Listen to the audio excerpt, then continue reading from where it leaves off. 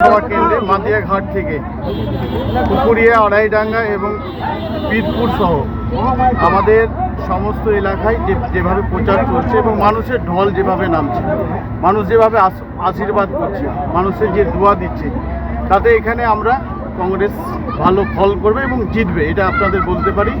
Ramakrishna IVF centre, মা হওয়ার স্বপ্ন পূরণ। নির্ভরযোগ্য চিকিৎসা এখন আপনারই শহরে, জীবনরেখা হসপিটাল।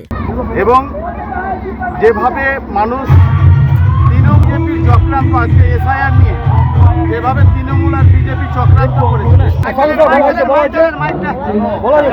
আজকে রতুয়া বিধানসভা কেন্দ্রে আমরা মাদিয়াঘাট থেকে আমাদের প্রচার সভা শুরু করেছি এবং আড়াইডাঙ্গা, পুকুরিয়া, বীরপুর সমস্ত জায়গাতে যেভাবে মানুষের ঢল নেমেছে, মানুষের আশীর্বাদ, মানুষের দোয়া, আমরা মনে করি যে এই বিধানসভা কেন্দ্রে কংগ্রেস জিতছে। এবং তৃণমূল আর বিজেপি যে চক্রান্ত করে এসআইআরের নামে মানুষকে হেনস্থা করা হয়েছে, মানুষের ভোটার তালিকা থেকে নাম বাদ দেওয়া হয়েছে, এই চক্রান্তের বিরুদ্ধে মানুষ ভোট দিচ্ছে।